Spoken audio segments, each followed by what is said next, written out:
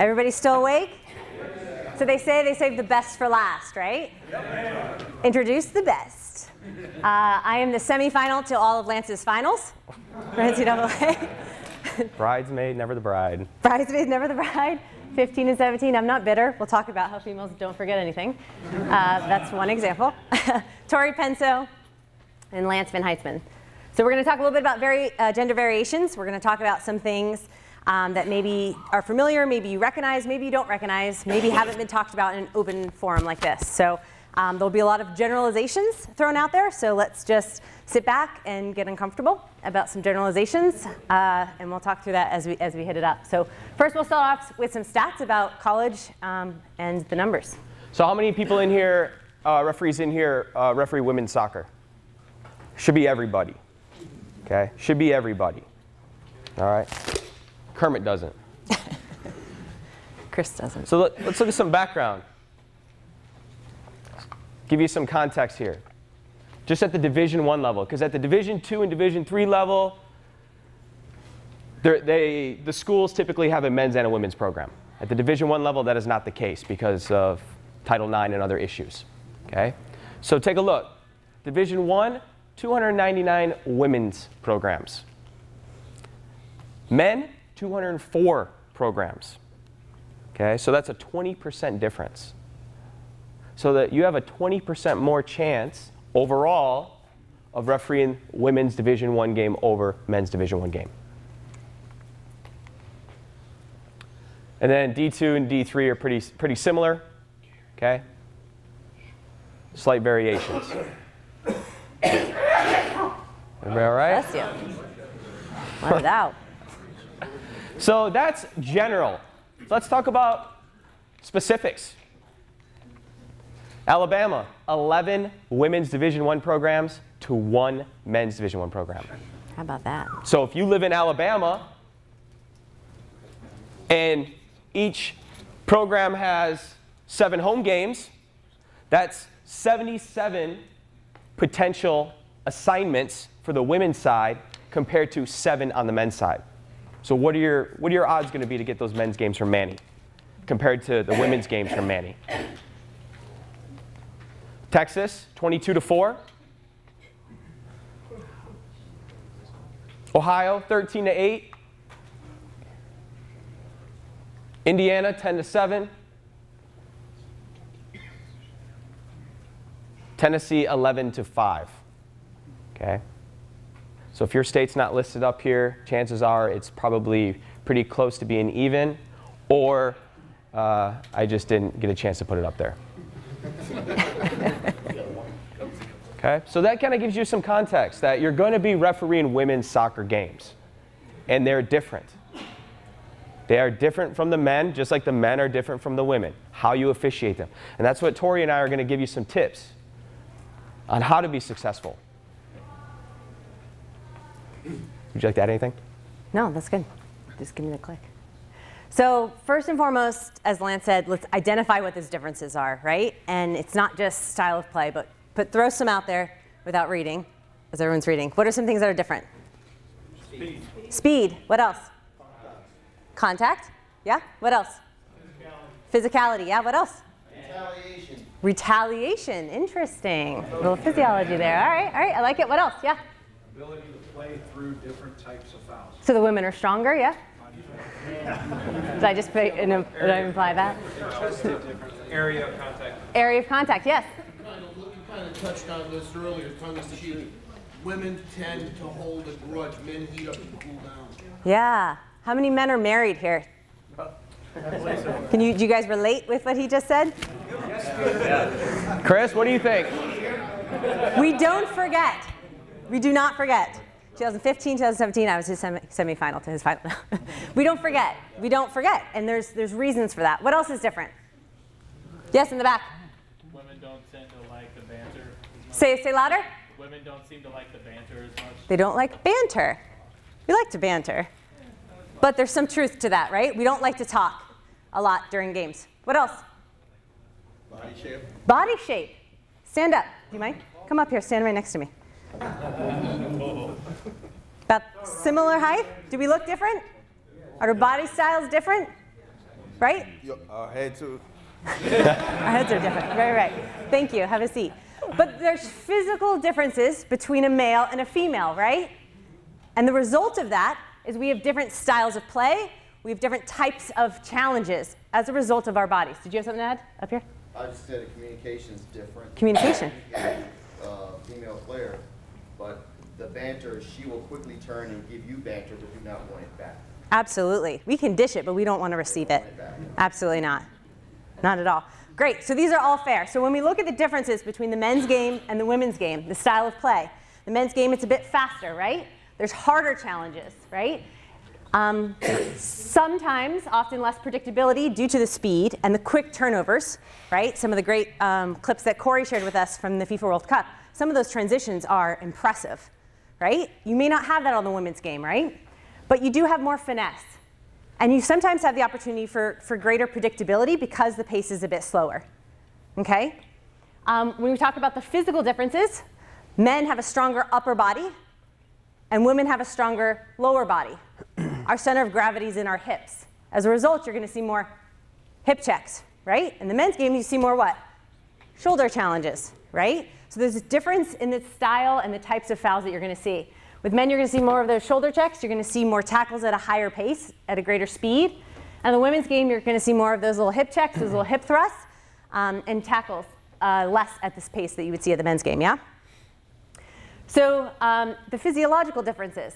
So on the men's side, you often have more instantaneous reactions. Lots of head nods in the room, right? You push me, I shove you right back. We're done with it. We're cool. We shake hands. We move on, right? More likelihood of mass confrontations in the men's game, right? You hit my guy, I come to his back, right? The ladies are like, what? Right? More often than not, generalizations, right? With the women's game, however, you do have more carryovers from the last game and the last matchup, which means we have more unpredictable violent conduct, more unpredictable red cards in the game. Lots of nods, lots of nods. However, for some reason, those are things that we didn't anticipate or just came out of nowhere, as we say. So you have more calculated reactions in the women's game. Yes. So I couldn't tell you how many times when I played, I'd be like, hey guys, do you guys remember that girl with the red hair? 2 games ago, this is what she did. We're going to get her back. You know how we're going to get her back? This is how we're going to do it. So we come out there and like whack, and everyone's like, what just happened? And we're calculated in that response, right? So sometimes you can predict it, and sometimes there's dots that we can connect throughout the match, and sometimes they're carryovers from previous matches. And without the accessibility like Chris talked about that you have to the research, maybe you aren't able to anticipate that. But it's good to be aware, okay? So now we've identified the differences between men and women. Now we're going to talk a little bit about what are some tips to success when you're men officiating women's matches and women officiating men's matches, as rare as that may be these days. Cool. So, but first, let's just kind of level set. Well, we talked about the differences. Some things remain the same, and it's important to articulate what those are.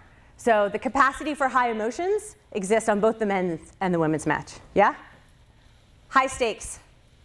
Coaches are still getting paid six figures on the men's and the women's side. There are high stakes, high pressure on these matches all the same. Let me add to that. Yeah. Especially in the women's game. We have women collegiate coaches that are getting paid more than women's pro coaches. So keep that in mind. Okay? High stakes. There's a lot at stake. Where's a coach going to go and make a $200,000 job when they get fired from coaching in another profession? Not going to happen. Okay? So these jobs are extremely important not only to them, but also to their families. And we need to think about those things when we go out to referee. There's opportunity for highly skilled players on both the men and the women's side. Just because you're going out to do a women's match doesn't mean you potentially have a U.S. national team player or someone who's about to be on the U.S. women's national team on that bench, or potentially other countries' U.S. national team players. Be aware of that. In the collegiate game, there's a lot of that, professional players playing there. So just because you're out there to do a women's match doesn't mean that you're not going to have skilled players. Fair? Safety is paramount. We've talked about that. Tackles and strategies remain the same. Just because you have a men's and a female's game, their lineups aren't different, their tactics, their strategies, and approaches to the game are not different. It is the same game. So let's recognize that, yeah? Cool. So now we lined up. So what do these differences mean? What do they mean to you? You heard Tori talk about all these great things. Differences, similarities. What does this mean to you? What do the differences mean to you? When the two male players get into a fight, I can stay between them and push them out. But when the two female players get into a fight, for me being between them, push them out in the chest area might send some wrong information. You get in trouble, and that's where you got to call our insurance company. So let's talk about that, right? You have to recognize the women's body is different, right?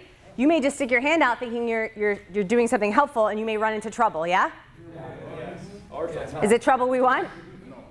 No, there's no need for it. So in the women's game, reduce the risk. Don't put your hands out there. Don't try and shove in. Don't try and get there. You might be trying to do the right thing by preventing or whatever it is. Just stay out of it. I tell more officials if there is a confrontation, just stand back. Get that little triangle of vision and stay back. There's no reason for you to get in there and get your arms mixed up and in the wrong place on accident. So instead of using your hands like you would in a men's game, right? What can you use in a women's game? Whistle, voice. Whistle works well, yeah? In a men's game, I mean, I know it's easier for me, I'm sure it is the rest of the individuals in the room, to recognize a male's posture of anger or frustration, but it's sometimes a little bit more difficult to recognize with a female because it's not something we're used to seeing, and then all of a sudden that unpredictable thing occurs. And so I found that sometimes. And that comes back to that like instant reaction we talked about, right? Guys will get upset and there'll be an instant reaction. Women, they'll get upset and you won't be able to recognize it, right? Because they'll just give her a stare and then they'll come back at it. So yeah, the stare down, that's good, yeah? Additionally, you have a less chance for error in a women's game. From Speak up, I don't think they can hear you in the back. From a referee's perspective, you have less chance of error. So you have more critical decisions to make in a women's game generally than you do a men's, or you have less chance for error. Interesting. So you could be making an average of 30 to 40 fouls Sure. in a men's game, and the women's side, Yeah. especially at a high level game, it's 10 to 15 critical decisions that you have to make. So it almost requires you to be much more focused in that game. Say that again, say it louder, the last You bit. have to be much more focused when you are a center referee. Interesting. Have you guys ever thought about that? Yes. On a women's game, you need to be more focused? Yes. Do you guys think you go out there more focused on a women's game? No. I appreciate your honesty. I appreciate your honesty. Let's change that. Let's change that dynamic, yeah? And we'll talk about why, but that's a great point. And Ryan gave some great stats about the men's versus the women's and the number of fouls, right? So if you have less fouls in the women's game, you have less opportunity for error. So it's a great way to look at it. Yeah? I can tell you when I referee women's games, I'm predominantly a women's referee. I do some men's games, but dominantly my schedule is women's Only flies in games. for finals. With the women's game, I am more mentally exhausted at the end of the game. Mentally exhausted because I'm working hard mentally for the game. Okay? And that's not a negative, that's a positive. Because you have to work so much harder to identify these characteristics that Tori talked about, that for some of us is not second nature, unless we're used to getting yelled at by our wives, you know, then maybe. But it's very difficult. The women's game is not easy. We tend to think that when we get the assignment and we say, oh, North Carolina versus Pittsburgh. Man, women's game. That's an easy payday. That's an easy payday. I can't wait. I can't wait for that game. I'm going to go around. I'm going to call 6 fouls, maybe give 1 card. I'm going to look pretty out there. It's going to be on TV. Easy game. But when you prepare like that, what happens? The unexpected. You're preparing for failure when you have that mindset. And that's where it comes into the mentality that Tori was talking about. You have to have the mentality of, this is the game I'm going to officiate, and what do I need to be successful and be successful for the game. And you have to give it your all on every game, no matter if it's the JUCO level, the Division I level, the men's game, the women's game, all those things. And you have to be considerate of that when you prepare. Okay, we got a couple hands, yeah? The tone of voice and the comment. Absolutely. The tone of voice. We read a lot into tones as females. So give us. Words you use. Say again, louder. What words you use. The words you use. Do you like it when somebody says, hey, sweetie? No. You don't like that? How many of you guys have used Sweetie in a game? Don't give me, do not show me your hands. Do not show it to me. But these terms, a lot of you guys might be fathers, yeah? And you might think that you're just talking casually and you're trying to just relate and you're trying to be maybe protective or helpful. Not helpful. I'll tell you, not helpful. You're going to lose them like that if you say hun, sweetie, drop it. They're athletes. Treat them like athletes. They want to be treated like athletes. Is that fair?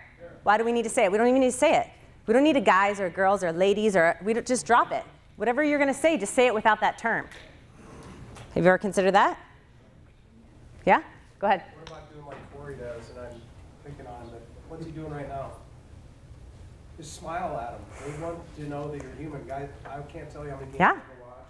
And I watch a lot of women's games because, again, my daughters play at Division I level.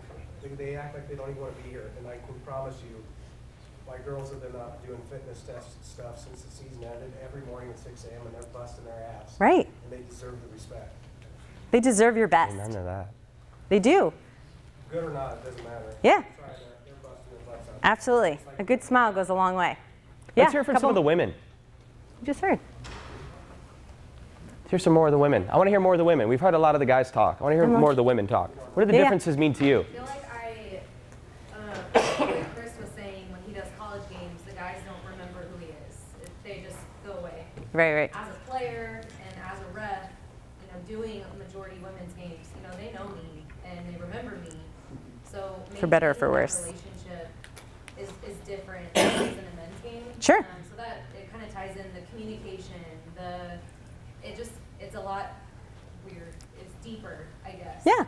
Like when I go to Mizzou, I go there a lot, and they're like, "Oh, you should know our lineup songs by now. You're here all the time." I'm like, "Wow, thanks." So it's just about maintaining the relationship differently than it is in a men's game. Yeah. For sure. Yep. I don't have to posture in a women's game. I don't have to posture. Like, you go out, you do your job. Where if I'm doing a men's game, we have to come out big. Yes. Like, especially like I'm tiny. Yeah. People, like, I'm not. When I give somebody a card, I'm looking up at them. Like. Right. I can relate. I can relate. Absolutely. And we'll talk a little bit about some tips for women refereeing the men's game, and that's just one of them. How do you kind of make yourself bigger, if you will, at the start? Yeah. To her point, I see a lot working predominantly with women teams is that referees will treat women coaches differently than men coaches. Even think they're not the coach. Yeah, I mean, as far as the level of respect, Big what mistake. they'll tolerate from a women's head coach versus a men head coach of a women's program. I don't know if you run into that a lot, but it seems like we're quicker to want to address outbursts from women head coach versus if it's a male head coach of a women's program. We're more accepting to a male I'm the dissenting. opposite. And it's something I'm working on, where you have to be fair to both parties, and you can't try to, because you know there's an imbalance on our perception, and try to overcompensate for that. You have to find that equal balance. And there's nothing more embarrassing when you go to the adult woman who's at warming up the team and you say, "Hey, who's your head coach?" When she's the head coach. Did you do your research prior Right? to your game? Were you the head referee? Like, no. And it ties back to Chris. Like, all these presentations tie in together. Where Chris talked about preparation. This is part of your preparation. Go on the website, look to see who the coaches are. Look to see who the coaches are, so you know when you arrive to the field if the head coach is a woman or a man, the assistant coach is a woman or a man. Pictures are right there. Cool. Next. So let's click through. So we talked about many of these. So communication tactics should vary, as most management best practices would tell you. As you manage one player, it's going to be different than another. Same across genders as well. Here's some generalization and some guidelines to help you in your game. Here's my clicker. Just keep clicking. Generally speaking, more female players have a tendency to not want to talk to officials. How many have experienced that? Right. Recognize this difference, right? Female players often don't want to hear what you have to say. So what can we do differently then? What do we have as tools? Whistle. What else? Body language. Body language, cards, looks, absolutely, right? Get it over with, yeah. Call the foul and move on. Yes? Something that I found that works well is a lot of times we want to come in, we want to tell them, don't do this again. Ask them. Hey, what happened? Like, I got a foul, but are you okay? Or like, ask them a question instead of coming at them with only your perspective and your perspective in your way. Yeah. An interesting difference on that, right? We talked a little bit about terms to use when officiating. They should be professional and focused on the athlete, not sweetie, not hun, not girls. You're going to lose them right away if you use those terms. They want to be treated as athletes. Females are also more likely to take personal offense to large verbal public acknowledgement. So we talked about this motion earlier, right? Females do not like that. Now, is that to say don't do it? No, that's a tool in your toolbox. Just recognize that you can't go out there waving your hands and calling everybody at you the whole game, because it's not going to work. More often than not, it will not work. So use these other tools. Talk to them a quiet word. Talk to them in passing. Talk to them positively, just like you would to try and change behavior. So develop that rapport and open the lines of communication. And if you recognize you try and say something, they snap back at you, okay, I won't talk to her anymore. She doesn't want to be talked to, that's fine, I move on. Okay? Don't take a personal offense when they snap back at you. We want to play. We want to focus on playing, we want to be athletes, we want to be treated like it. Is that fair? That would be a sort of a little bit of double standard. That is a double standard right there.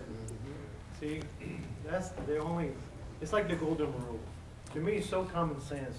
I treat people like I wanted to be treated. Regardless of race, sex, blah, blah, blah, blah, blah. Sure. Fair point. Generalizations to help you be successful. That's also general. Is that fair? Absolutely. Generalizations to help you be successful. Is that fair? Okay. Yes? Also, you should stay away from what the girl's been knocked down. I'm sorry, the what? The lady has been knocked down. And when She's you come been over knocked to you, don't use a soft, condescending tone when you're asking if she's okay. Yeah. Be the same as you would with the guy. Yeah. Absolutely. I walk up, it's the same tone I have if I referee men's or women's. Are you all right? You okay? Straightforward focus. It's not, hey, you all right? You need a trainer? Can I come help you? You okay? It's very clear. You all right? Need a trainer? Very direct. What else? I saw a couple other hands. Yeah? Nobody mentioned, but I think there is big difference in tactics, especially after the last World War, like World Cup. In what regard? Because there were so many goals scored after a set piece. There were so many goals scored after the set piece. So women are better at playing soccer? Is that what I'm hearing? So a lot of coaches like start implementing that and getting obsessed, especially V1 coaches. And you don't see that many, you know, even guys 10 yards in, everybody in the box. So prepare yourself. So there's something more set pieces, more scrambled in the box type of things. Yeah. Where ladies are not going to have like, center shot like from 40, 60 yards. The guys. There's a physical difference, right? We can't send the ball as far as a male's game, yeah? But there are more set pieces. And there's more set pieces because there's more fouls, right, in a men's game than there's women. So every foul that they get in the attacking third has even greater pressure and opportunity because we often get less of them. Is that fair? Yeah. Keep moving. So some other pieces. Positioning may vary as well. So given the pace of the game, you're often, the opportunity to get a little wider during dynamic play happens. Also, restart position should vary, right? We just talked a little bit about the men's game. The ball can travel faster, more direct, more often. So your positioning should change. On goal kicks, on free kicks, when the goalkeeper has the ball, where is it dropping? How far is it going is different in a women's game than it is in a men's. Yeah? On a women's game, I'm often sometimes on the closer end of the circle, right? On a men's game, on the opposite side, on the other side, yeah? So recognize that difference. Don't just go out there and stand in the same spot every time. Misconduct should not be treated differently in a women's game. I can't say that enough. Just because the women don't react like you expect them to does not mean it's not a yellow card or a red card. Okay? This happens in the professional game. It happens in the college game all the time. When I talk to officials, they're like, well, they didn't react. Nobody wanted it. Okay? So they're ladies being disciplined. Yeah, just because we've got more discipline. Yeah. You guys like those subtle hues, right? Doesn't necessarily mean that it doesn't warrant it, right? Take the incident as it is. And just because nobody reacts doesn't mean it's not potentially a red card, okay? They don't react, just don't respond. Very true. They're used to those not being called red cards and yellow cards, so they just move on, okay? Question? Yep. Do you do anything for the whistle tone, since they have to not put a stress on the women players, men players? To me, my whistle is the same in the men's and the women's game. Okay. It depends on the severity of a foul, right, and what I'm trying to communicate. But if, let's say, you're in a women's match and you recognize that people aren't talking well, and you've got no tool but your whistle, then there might be some variation there. Okay. Does that answer that? Good question. Do you have anything to add to the misconduct one, Lance? No, it should be the same. And don't confuse that with Ben's presentation, where we use the players' reactions to gauge whether or not we should stop the clock and manage the gray area, because that's not what Tori and I are talking about here. We're talking about safety, and we can't compromise safety. Okay, so I just wanted to make sure everybody's clear on that. I would say too, Tori, that women tend to give you more clues, because you're generally not going to get women that dive a lot, or go down. Yeah, we're stronger, aren't we? There, like what we had, with the elbow early when she went down. Yeah. Women aren't going to just. We don't fall for no reason. Yeah, the likelihood that we're diving is very small. That's a great point, Sam. Not often, right? Given the pace of the game and the lack of the high intensity challenges that you have throughout the entire match, it requires more work to maintain the focus that's necessary. So it's something that we chatted about earlier, right? Oftentimes these violent conducts and these red cards come out of nowhere. Prepare yourself to maintain focus and not be surprised. And this is really the net. When you go out there to do a women's game, you have a greater likelihood of doing a women's game given the numbers. You have just as much skill, just as much pressure on those coaches. Go out there, it deserves the same amount of focus that you would give, and even more, I would argue, because it's all calm and everything's fine until whack, right? And we're like, it came out of nowhere. Did you look at the clues that led there? Anything you want to add to that? Dive into clips? Yeah, just like what Tori was saying too. You have to have credibility. You have to add to your credibility when you're out there refereeing a women's game from the men's side, and also the women that referee the men's side. Okay, how you look. Are you sloppy? Did you shave today? Is your uniform clean? Your appearance is the first thing they look at for the games, men and women. Okay? Then, how do you interact with the coach when you introduce yourself? Do you introduce yourself?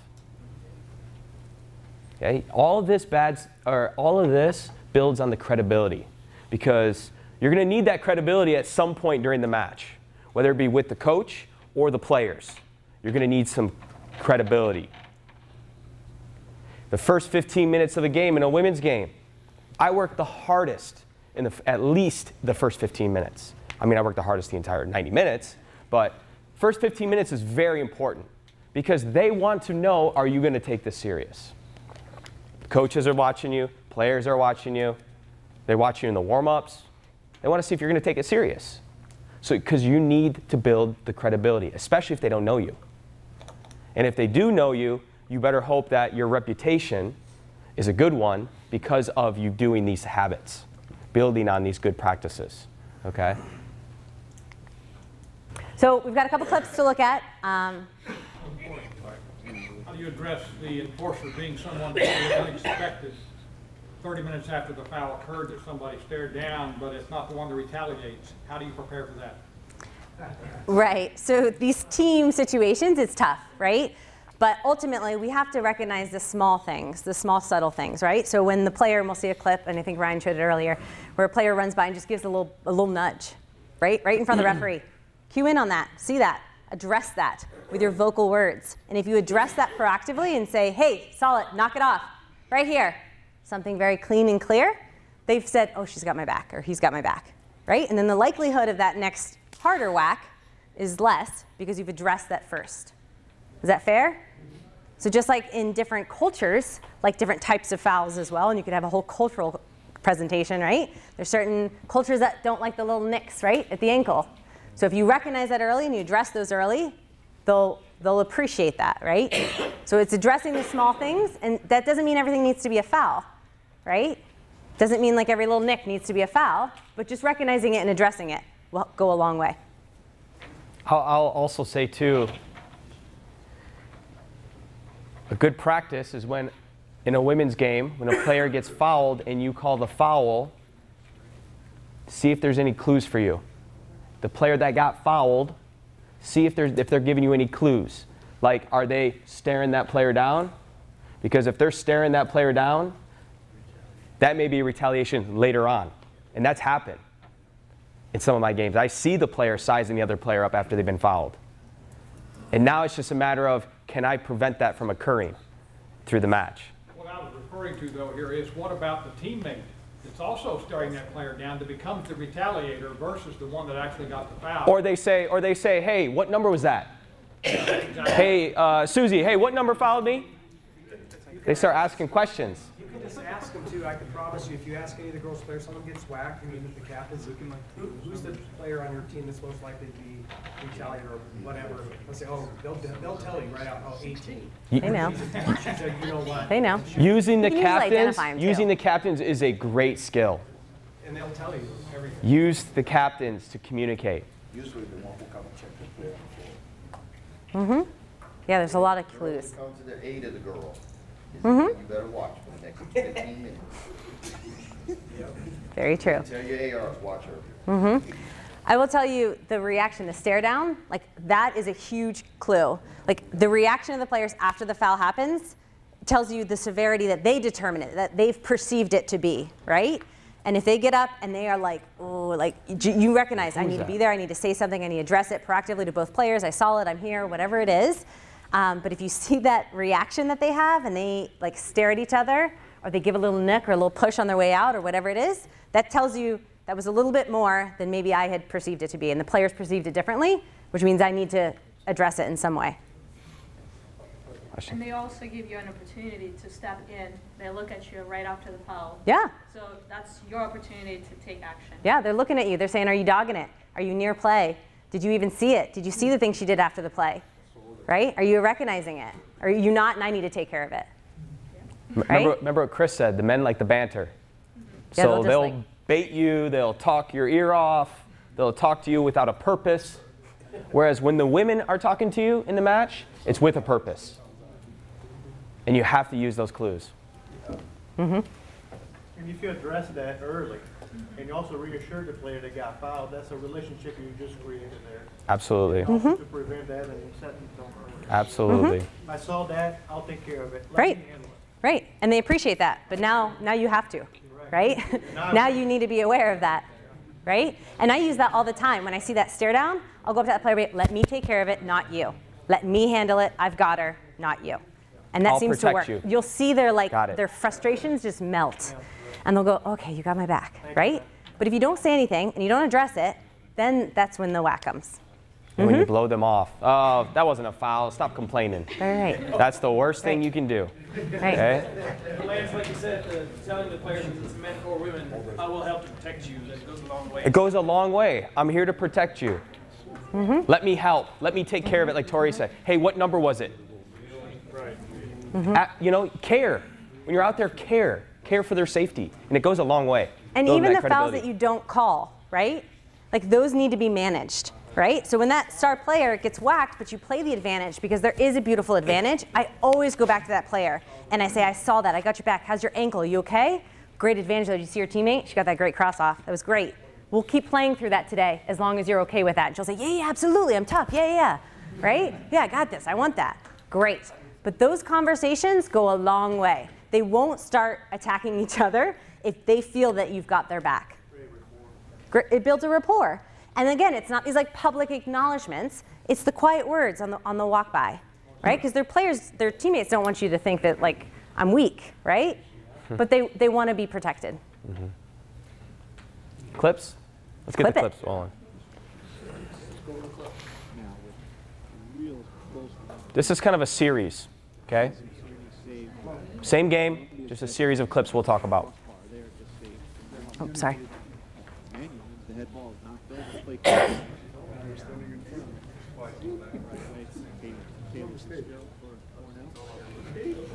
Mm-hmm. What do you see?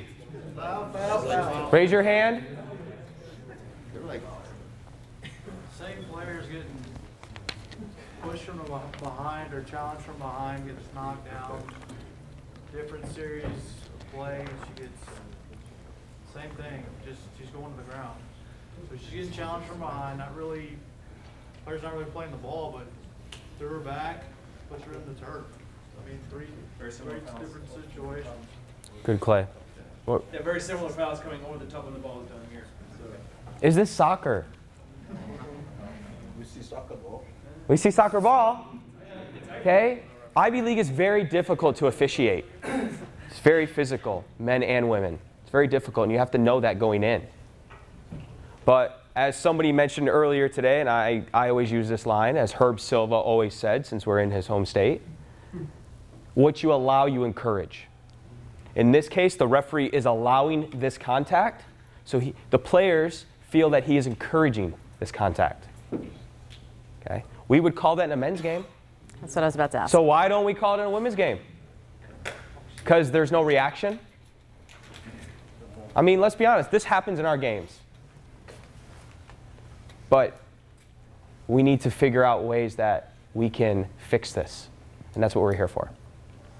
And just because the players don't react, because they don't get up and shove each other, because they don't have an instant mass confrontation because of this, doesn't mean that we're off the hook, right? A foul's a foul. Error one from the coach, or whichever way the benches are. They're getting earful, right? Probably. She's not going to take any more of these. Yeah. No, she won't. She's finally going to realize the referee's not going to deal with it, so she will. Uh-huh. Mm-hmm. Well, it also goes back to that, not the first clip we saw out in the middle of the field. It's like, when you got an easy foul, call. Keep it simple. Yeah. Keep it This simple. is like a defense coming into the attack, right? Like simple fouls. Yep. Tying it back into Chris's presentation, right? This is not entertainment. This is safety. If we can get entertainment and safety together, that's a bonus. But now it's a safety issue here. The other part of it too is if it's 3,000, even if you did call, use your voice to the captain of the team that's doing the foul. Say, listen, that's 3 times you fouled the same player. Let's be a little more cognizant. Just blow them in this one. Like none of these should just be played through. Do you like it when a knee comes through your calf? No. Those things hurt. Those things are going to hurt tomorrow too. Just blow the whistle. Like none of these should be played through. There's no reason for it. Go ahead. Next. Run tight in time.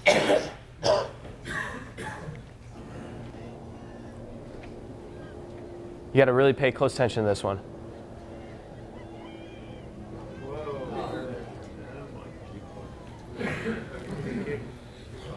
Okay, did you see it? We'll play it again. What are we looking at? A kick? Yeah?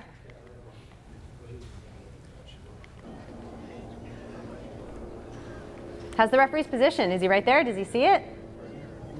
But he's not telling them.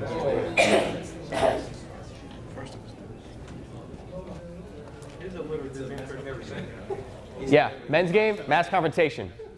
100%. Mass confrontation. She didn't even react to it. Like Didn't even react. Didn't even react. And she gets stepped on. Right? Didn't even react. Were we expecting this? Probably not, and that's why the referee missed it, because he was not expecting this. We have to expect the unexpected, especially here, because they don't give us the clues like the men do. In a situation like that where hopefully you see it, you blow it, are there times you think where by not running over there in a big hurry, again, reading the players, but there's times where if you just go over there slowly and communicate once you get there, that it may avoid versus run over there and tripping somebody else's trigger that they want to get outside. Sure. So in this instance, he's close enough to play that he can use his voice and say, right here, keep playing the ball, play the ball, whatever it is. And when she decides to kick, then I'm hard on my whistle and I'm right there. You know, because there's so much prevention you can do, and then ultimately they're going to do what they're going to do, right? And then we have to judge the act that we were given, right? We can do some prevention, and sometimes that works, and some instances it doesn't, right? Something Yep. that I noticed here too How does that make you feel when you see that? It makes me, as a female player, go like, he doesn't care. He doesn't think that we're good enough to merit his best attention. As a male player, I would feel the same way. So why do we? Assigner, you're upset too with the referee. Say it again. As an assigner, you see that lack of effort, movement, interest in the referee, you're not happy at all. The coaches aren't happy when they see that, this level of effort. Coaches aren't happy, the players aren't happy, the assigners aren't happy, right? I think us as fellow referees aren't very happy, to be honest. Yeah, I hope not. And what do you say when you see a referee maybe dogging it or not giving it his all that you know he's capable of? Let's go. Let's go. Give him some energy. Yeah? Do you talk to this guy at halftime? Yeah. What do you say? Say again, George. Get your shit together. That's what you told him after the game. Yeah, in the back. Yeah, hold up, guys. Hang on. Nice and loud. But, I mean, same type of thing. I mean, we're 27 seconds into the game. He hasn't left mid-strike, and there's a foul off the box. The girl goes down in. 2 minutes later, about the same position, another girl for the other team goes down. He's now across midfield, and he's walking back slowly both times. And coaches almost come into it, and they're yelling at each other. And I told him at halftime, I said, that's on you. And I explained it to him, and he looked dumbfounded. So. And sometimes it's bringing awareness to referees who may not be aware. Right? Maybe they looked at that assignment and they're like, oh, it's cool, easy money, easy whatever. And then they need their fellow peers to say, dude, step it up. These girls deserve more, man. Yeah? It also helps the ease of the game for the whole crew because I've been AR1 on several games where the referee keeps walking around and the coach like, what's he doing out there? Why isn't he getting there? And you're like,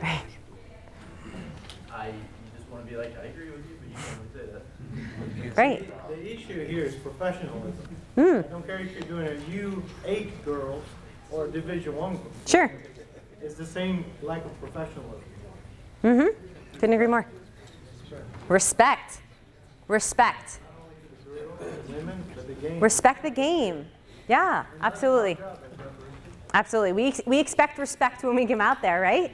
We have to give the game respect. It's not easy. It's not easy getting up for every game we do. It's not, because we have things that happen in our lives. Maybe we're on a weekend trip where this is a Sunday game and you've refereed on Thursday and Friday already, just like the teams have played. It's very difficult. It's not like everybody has the energy that Corey Rockwell has. We can go out there. We aspire to. We just don't. So you have to figure out ways that you can remember to bring that energy every day, every game. Whether that be, it was discussed earlier in here about using your teammates to help you. Use your team to help you. Maybe you need a reminder. A lot of the conferences now have the comms. You can talk about those things. Yeah. Include it in your pregame. Have a coffee beforehand. We're over on time, so if you want to just click through. Last couple clips This is a good one. Ryan showed this one already, but we want to show more of a sequence of events. Watch the first contact between the players and where the referee is when it happens. Little smack talk, little bump. Where's the referee? He's right there. Does he pick up on it? No. But we'll be surprised, don't worry.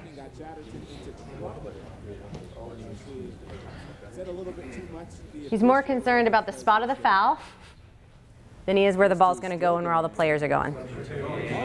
Boom. How about the AR? What's he looking at?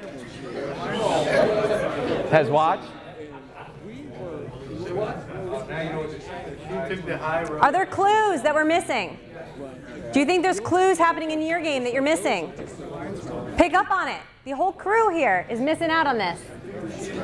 Where is he looking? What is he looking at? The spot of the foul? She didn't go after her either. She looked at her teammates. She didn't even go after her. Is that one of Gary's games? Guys, there's clues. The point here is that there are clues throughout the match. Are we picking up on it? Are we addressing them as they happen? Or are we waiting for the big whack and then we're surprised? Okay? So let's not, in this clip, let's not, in that last clip, I changed it because I don't want us to be singling out referees. The point of this isn't to single out referees of what they do poorly, okay? And this is something that we at NISOA have moved towards last year, best practices, okay? There's too many times that we look to see who that referee was or how'd they miss that or oh, this and that. But you know what? This could happen to us. And it's not about what the referee did when we analyze, it's what would we do. Okay, so keep that in mind, because good referees make poor mistakes. I believe in that sign.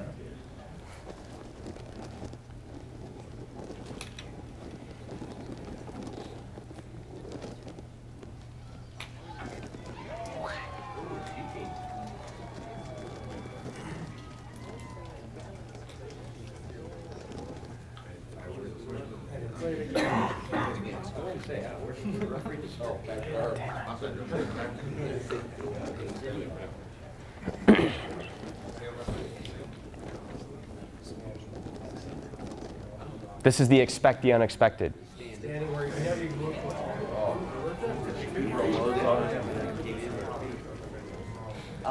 referee's looking at his AR going, is that a good goal? And the girl's getting clobbered in the area. Corey had some great clips of keeping moving. Get into the area, right? Be in that beautiful spot to be able to signal for the goal in the frame of the camera, right? The TV. That's what that was the objective, right? But keep moving, and then once that collision happens, you're there, and you see it, and you can address it necessarily. Expect it to you have to expect that to happen. Expect it to happen, and you will be in the correct position to deal with it when it does happen. But if you're not expecting it like this, like most of us are, flat-footed, not paying attention, checking the AR to see if it's a good goal, we miss this. Now that player may be out 3 to 4 weeks with broken leg, and we're trying to find out and ask our teammates, hey, what happened? Did you see what happened? I saw a goal. Okay, so you have to stay focused throughout the match in the women's game and the men's game, but you also have to expect the unexpected. Cool. We're a little over on time. We're going to take about 5 more minutes, and we're going to talk about the flip. There are some ladies in this room that deserve the same attention, so we're going to run through some advice to females officiating men's matches real quickly, and then we'll wrap it, okay? So advice to women officiating men, to the flip side of this. Again, some general assumptions that exist out there. Females have to work harder. We talked a little bit about that in order to prove that they belong on the onset. So here are some tips to success. 3 key things that I bring to every game that I do when I'm officiating on the men's side. High caliber of fitness, high degree of professionalism, and really strong football knowledge. You bring those things every time to every game, and you'll have greater success, no doubt. So using every available minute from arrival, introductions, the first whistle, to establish yourself as a credible official regardless of gender. So that could go on both sides.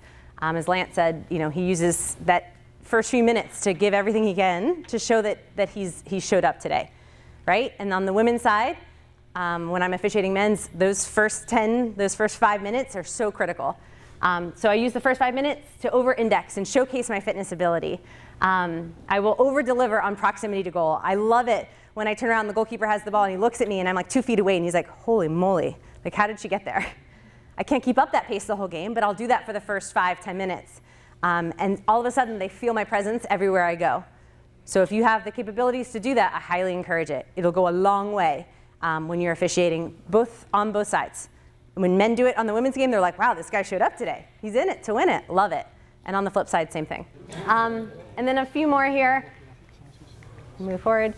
Appearance is critical, and Lance hit on this as well. If you look professional, if you look fit, and you look the part, you're going to have greater chance of earning that respect on the onset. If we show up and we're dogging it and we don't look the part, you're going to have to work a little harder. Use your football knowledge to build credibility early and often. We talked about that advantage play, right? Do we give clear direction? Do we communicate that? Do we give concise explanations when talking to players? That helps, it builds credibility. It shows that you understand the game and the aspects of it, right? Use your personality to interact with players, whatever that might mean for you. Have some fun out there, smile, we talked about that. The players are focused, they want to win, they're athletes, but at the same time, like, this is a game and we're out here to have some fun. So it's okay if you smile, it's okay if you have dynamic pieces to your personality. And then, especially women officiating men, given the speed of the game, be smart about your fitness choices. Use your speed when you're needed most into that attacking third, into the penalty area, and be really moderate with it in the midfield when that makes sense. So be smart about it. You don't have the same physical abilities as the male do, so be smart about where and how you use it. Any questions on that? If so, grab me outside and we can talk about it. Cool. So click it again. Same game. However, we talked about there's differences, physiological and physical, that lead to different styles and different play, different types of foul tendencies. Be aware of the differences, adjust your game management techniques and your areas of focus between the males and the female game. Any questions? Oh, look at how sweet. And hopefully we'll see more females officiating more men's matches. Go ahead and click it. Give us our quote. You can leave it there. It always seemed possible until it's done. Aw. Cool. Well, thank you for your time. I know it was tough for the last presentation of the day, so thank you.